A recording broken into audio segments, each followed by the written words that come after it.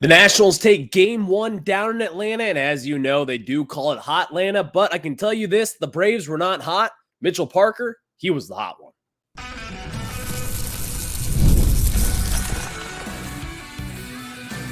You are Locked On Nationals, your daily Washington Nationals podcast, part of the Locked On Podcast Network, your team every day. And thank you all for making Locked On Nationals your first listen every single day, as we are free and available wherever you get your podcast. And of course, I'm your host, Ryan Clary. You can catch me over on Twitter at RyanClary11 and as well as the show page at LO_Nationals. For all your latest Nationals news and notes, make sure to check us out over on Twitter. And of course, while you're at it, make sure to subscribe, search up Locked On Nationals wherever you get your podcasts, including over on YouTube, and hit that subscriber button, please. Later on in today's show, we will have a Game 2 preview. As you know it, it is a Jake Irvin day against one of the Braves ace, Max Fried. We'll have that preview a little bit later on in today's show. And also in the second segment, Keibert Ruiz, he might be back. We'll discuss that a little bit later on in today's show, as he has been on fire over the last week. Plus, he's got multiple multi-hit games. He had that big hitting streak that was going for a little bit of a while. Tied the Nationals record back with Trey Turner in 2016 and as well as 2020. We'll have that for you in the second segment of today's show. But we got to start talking about Mitchell Parker. First and foremost, I do want to say this. How cringy was that opening segment by me? That opening monologue where I was like, you know who wasn't hot? The Atlanta Braves. You know who is hot? Mitchell Parker. I hate to say it, but it is true. Mitchell Parker has been red hot up to this point. And before we jump into it, today's episode is brought to you by Game Time. Download the Game Time app, create an account, and use code LOCKEDONMLB for $20 off your first purchase, and terms do apply. Again, Mitchell Parker. No one saw this coming. If you said you saw this coming, you're a liar. I never saw this coming. The Nationals never saw this coming. Mitchell Parker probably didn't see this coming. But what this guy has done so far through 8 starts in the majors has been incredible. Incredible.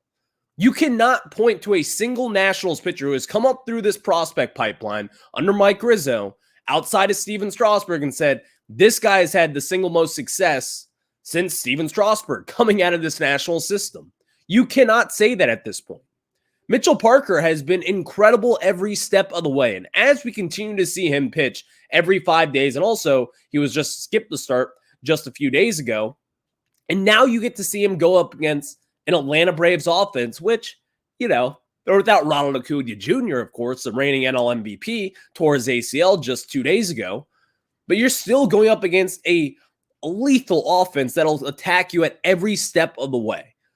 What Mitchell Parker has been doing has been nothing short of, number one, jarring, and number two, just ultimately wildly impressive.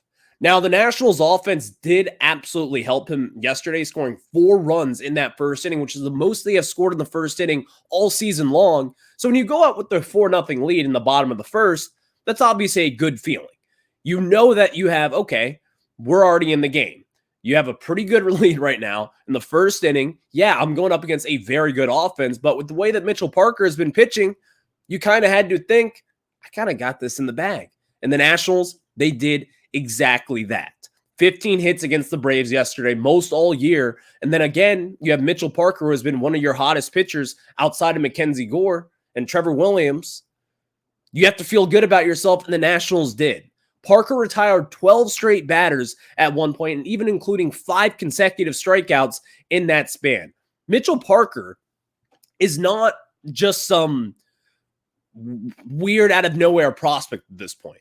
Yeah, he kind of fits that category, considering he was a 2020 5th-round pick out of a JUCO. But now we're starting to see why the Nationals kind of bought into him. A lot of people, when Mitchell Parker got called up, some people, including myself, were like, why not Jackson Rutledge? Your 2019 first-round pick. You saw him do decent last year in the major leagues. But ever since they called up Mitchell Parker, it has been a seamless transition for the kid. In yesterday's ball game, this has been one of the more impressive things in my opinion. Mitchell Parker, when he was down in the minors, just like a lot of prospects out there, he struggled walking guys. For some reason, as soon as he has gone into the majors, that has just gone away. Yesterday, he had 74 strikes out of his 100 pitches thrown against the Atlanta Braves, by the way, in Atlanta. And now on the season, he's got 1.6 base on balls per 9 innings. That is a very good number. Like, for instance, Jake Irvin is top 10 Major League Baseball with right around 1.4 walks per 9 innings. That's pretty damn good. Now, obviously, Mitch Parker, he's not really qualified at this point to be in those categories, but as he gets a few more starts under his belt, he will be. And then you'll start to see his numbers line up against the rest of the major leaguers, and that is when people will start to take notice of him, not just across the city, but across the national landscape of Major League Baseball. That is how good Mitchell Parker has been so far in 2024. And yes, it is a surprise. I don't care what anyone says. If you expect Mitchell Parker, through his first 8 starts in the big leagues, have a 4-2 record with a 3.45 ERA, and even then, the 3.45 ERA is a little bit misleading. Like, for instance, in yesterday's ball game, when he gave up that home run in his last inning pitch, that was kind of one of those things where, yeah, it's going to jack up your scorecard just a little bit, but Mitchell Parker was a lot better than what we saw in that box score in yesterday's game. Again, he's got a 1.105 whip on the season so far, and we already talked about his base on balls per 9 innings. And now you look at it and start to think, how real is this? I think it's starting to get pretty real with Mitchell Parker. This is not going to be someone that you can just now put in the bullpen when Josiah Gray comes back. They have made it a tough decision on what they will do with the starting rotation moving forward. It is a logjam, you could say, which is a little bit of a problem in itself, but this is probably the best problem that you could have as a major league manager, to have a logjam of what to do when it comes to your starting staff. Now, we all know the elephant in the room is Patrick Corbin. What are they going to do? Will they finally put him back in the bullpen?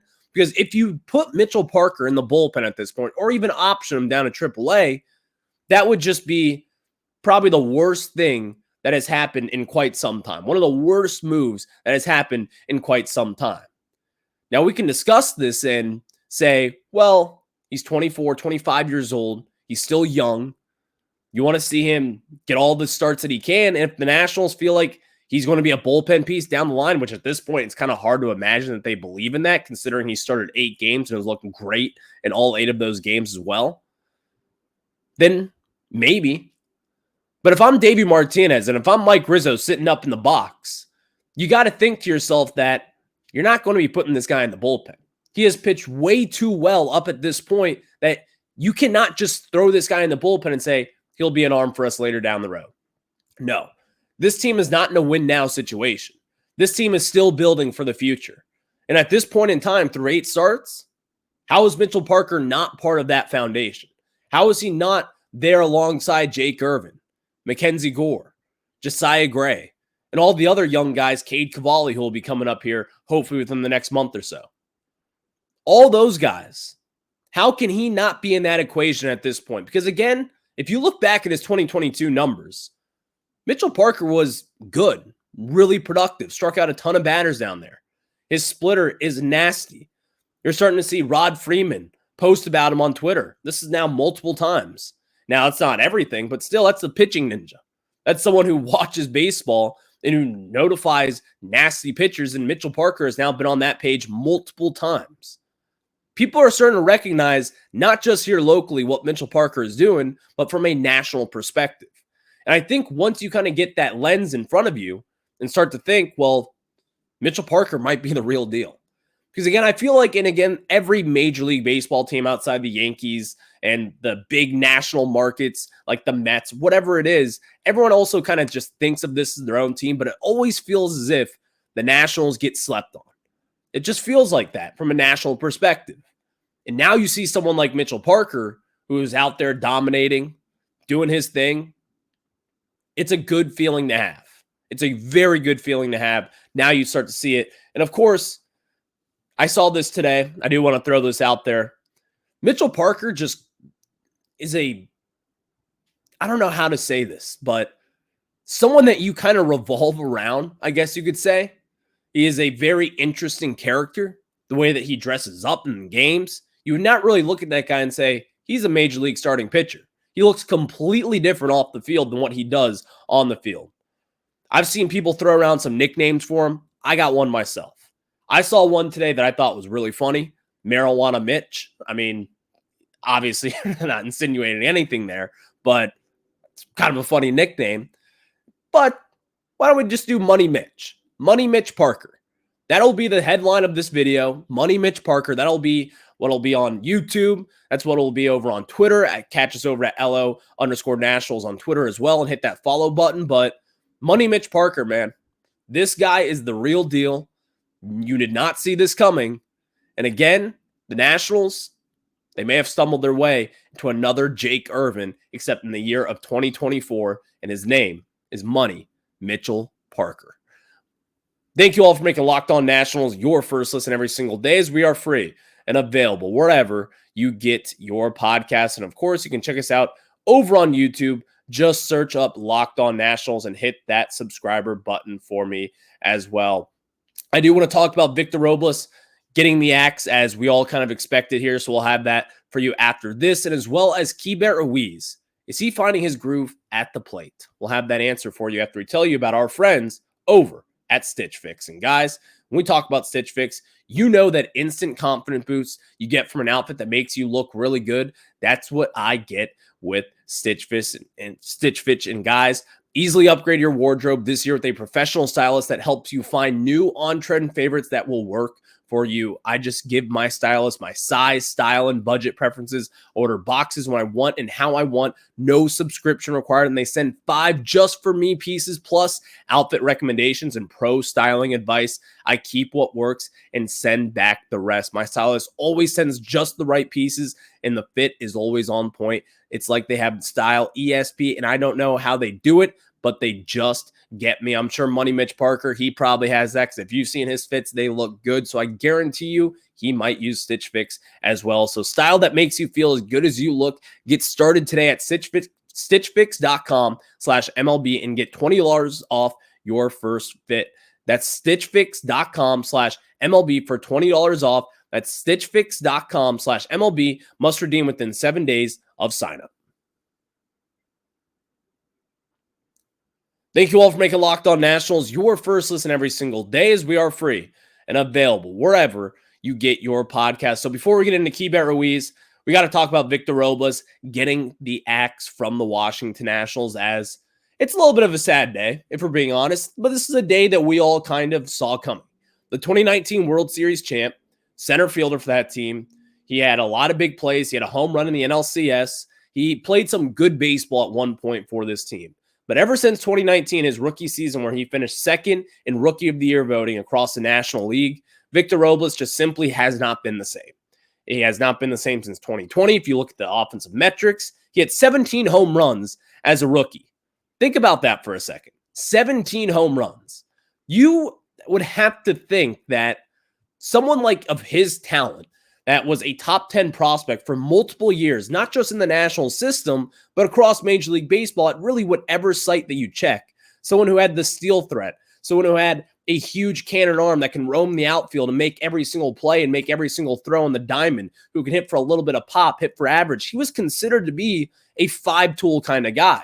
That is why so many baseball prospect sites were so high on Victor Robles. He had some injuries down in the minors that kind of derailed his development a little bit, but still, Victor Robles was someone that a lot of people had high hopes for. Now, again, if you may have asked some people within the Nats organization back when him and Soto were in the minors, some may have said, we think Juan Soto will be better. You just didn't really see that on the outside in. I never saw that.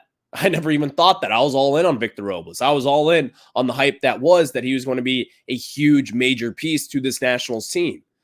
Now, looking back on it, it's crazy to say that Juan Soto has turned into Juan Soto today, and Victor Robles has now been DFA'd by the Washington Nationals.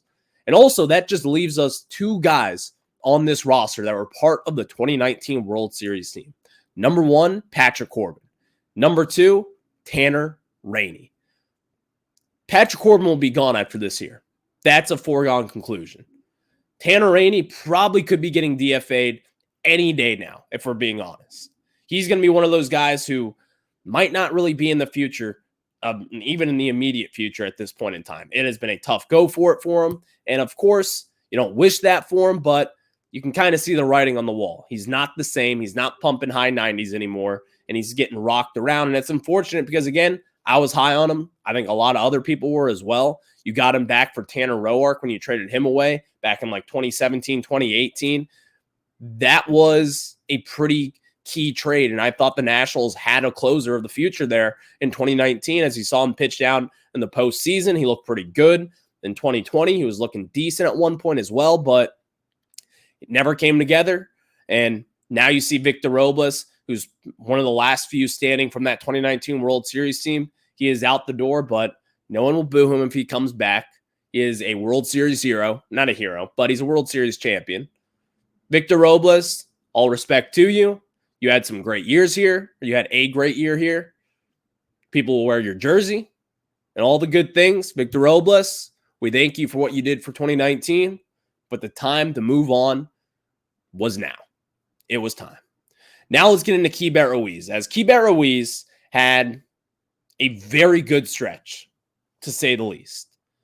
Over his first 76 at-bats this year, Keibert Ruiz, someone who was a contact hitter, does have a little bit of power, but still you haven't really seen the power consistently through the majors so far. He had 11 hits in his first 76 at-bats this year. He owned the league's worst OPS in all of baseball. It was not a good start for Keibert Ruiz. But over his last 8 games, you're starting to notice something a little bit different. He is now batting .458 again over his last 8 games, batting .458, a .462 OBP, a .667 slug, and 1128 OPS. Is Keibert Ruiz back? In that time frame as well, he's got 2 doubles. He's got a home run. He's got 5 RBIs, and also what I love to see, 1 strikeout, 1 walk over his 24 at-bats, and again, 11 total hits in that frame. It took him 76 at-bats to get 11 hits to begin this season. Over his last 24 at-bats, he's already got 11 hits. Is Keibert Ruiz back? I'm not going to be here to do the doom and gloom thing, but Keibert Ruiz has a track record over his career. And again, this is not someone who is a young prospect. He is still considered to be a young ball player. I mean, this is still his 3rd full season up in the majors at this point, 3.5 years, really, if you want to count back in 2021 when he was traded for Max Scherzer and Trey Turner. But Keibert Ruiz is now kind of a vet. That's kind of what he is considered on this team right here, right now. He has a track record of inconsistency. This is what he is. This is what Keibert Ruiz has always been over the last 2 years. Now, I thought if he could kind of find that plateau and be an average major league player and be an average major league hitter as far as catcher position goes, then that would play well. Because again, one thing we know about Keibert Ruiz that is probably too far-fetched at this point is he will never be a good defensive catcher. I think that's just kind of out of the equation. The metrics and everything that says about Keibert Ruiz is that he is not good defensively, and we see it with our own eyeballs as well. The analytics don't have to tell us that. We understand that he has some bad pitch framing. He's got a bad arm. He just doesn't really do all the right things behind the home plate that you want to see your everyday catcher do. So now with Keibert Ruiz, is he back? I mean, maybe. I don't expect Keibert Ruiz to be as bad as he was to start off this season when he had like a 300 OPS and was batting like 100. But I do kind of expect some inconsistency because this is what he has shown. This is what we have seen from day one from Keibert Ruiz.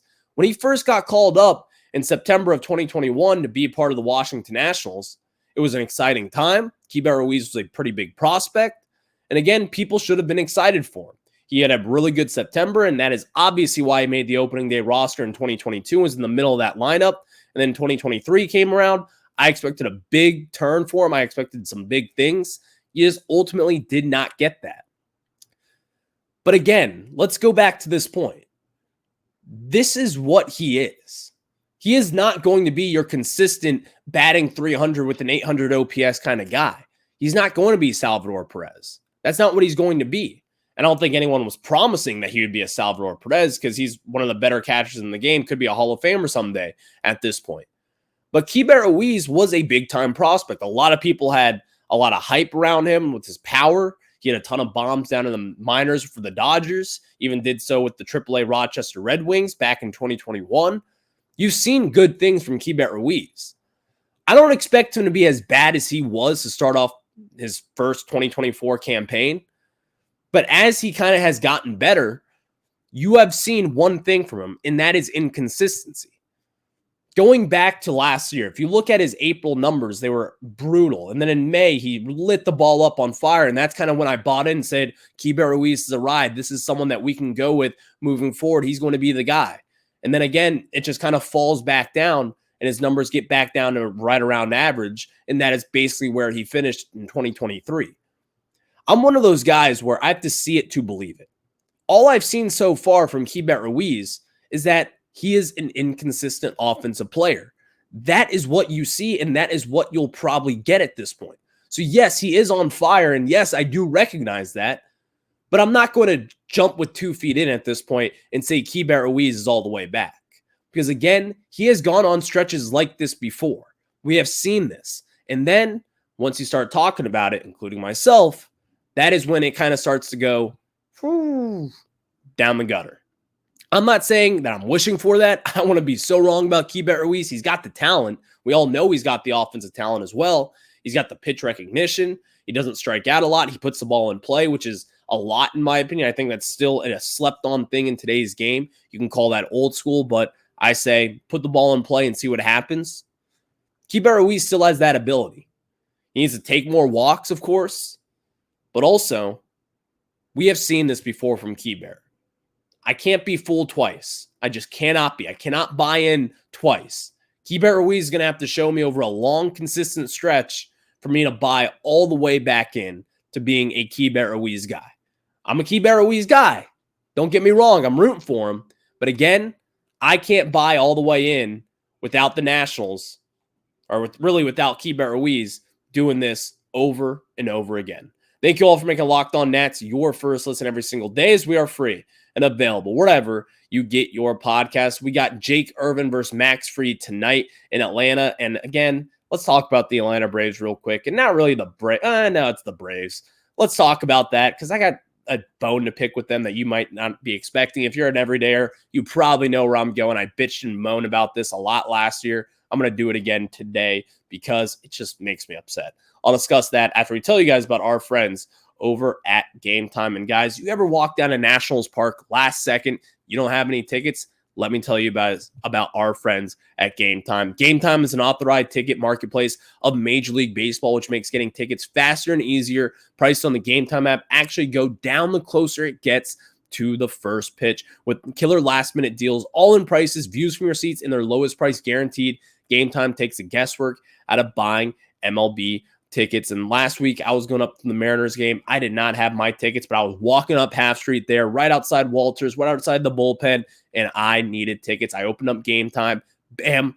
I got a Flash Zone deal. And not only did I get a Flash Zone deal, I also got to see my images of the view of our seats. And of course, they were great. I got to see everything that I wanted, and they were so spot on. I want you guys to have what I have with our friends over at Game Time. So take the guesswork out of buying MLB tickets with Game Time. Download the Game Time app, create an account, and use code LOCKEDONMLB for $20 off your first purchase. Terms apply. Again, create an account and redeem code LOCKEDONMLB for $20 off. Download Game Time today. Last minute tickets, lowest price guaranteed.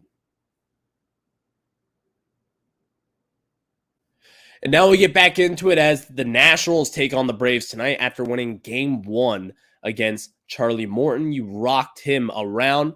Now it's Max Fried's turn. But before that, this is just a little bone that I like to pick with Atlanta. They think they're so special with traffic. The reason why the Atlanta Braves game starts at 7:20 Monday through Friday is apparently because traffic is so bad. I could be wrong, but Washington, D.C., I can tell you this, that's some pretty damn bad traffic. You start the game at 6:45 p.m. Eastern time, just like you should. I've never understood why the Braves do this. Why do they think they're special when it comes to traffic? Why do you do this? I am an early bird. I like to go to bed early. I like to wake up early. It's the way that I've always been wired, thanks to my mom, whatever you could say. But they start their games at 7:20 Eastern time. And again, it's really not that big of a deal, but it kind of is to me. Why? Why do you think you're so special? What makes you so special? You do not really have that bad of traffic compared to Washington, D.C., compared to New York City, compared to L.A., all these teams that have done it year after year after year, and the Braves are like, oh, we got to start at 7:20 because our traffic is so bad. Come on. It's not that bad.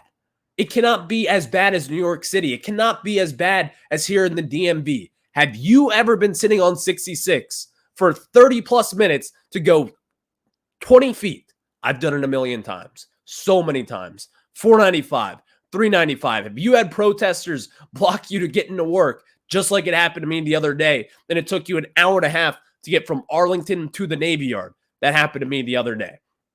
Atlanta traffic, I'm sure it's not great. But come on, you're not that special. All right, let's talk about this game because, again, the Nationals take on Max Fried tonight. As we know, he has dominated the Nationals in years past, but you got Jake Irvin on the bump. This is going to be an interesting game because, again, you just come off beating the Braves. You beat the brakes off Charlie Morton, and now you go into this game thinking, well, the Nationals, they do have a chance, obviously, as Jake Irvin has been one of the Nationals' more consistent pitchers, as a lot of them this year, but Jake Irvin has had a little bit of a rocky road against some of this Braves lineup. Not really all that much. He's only faced them about one time in his career, and again, you look at guys like Austin Riley, Ozzie Albies, who has had really good success against him, including a couple hits, and you look at the numbers, but Max Fried, for instance, against this Nationals team, the only one who has had somewhat of success against him as far as power goes is Riley Adams. I'm not saying Riley Adams should get the start tonight, but you would like to see him in the lineup potentially. Other than that, he has mowed down this lineup. For instance, Luis Garcia, a 534 OPS. A lot of singles in that as well, which is fine, but not that much power as well. Someone like Lane Thomas, who has hit lefties really well throughout his career. He has a 126 OPS and 16 at-bats against him. A 063 batting average. Jesse Winker has only faced him once. Jacob Young has only faced him once. But guys like Luis Garcia and Lane Thomas have faced him plenty of times, and he has dominated against them. So you have to kind of go in tonight thinking it's going to be a tough game. You're going against the Atlanta Braves. But again, if you have Money Mitch Parker on your side, just like you do have Jake Irvin, you got a chance. Thank you all for making Locked On Nats your first listen every single day, as we are free and available wherever you get your podcast. Enjoy tonight's game. Let's get a win. The Nationals win 2. You're going for the series win tomorrow against the Braves in hot Atlanta. But again, the only thing hot in Atlanta is Mitch Parker.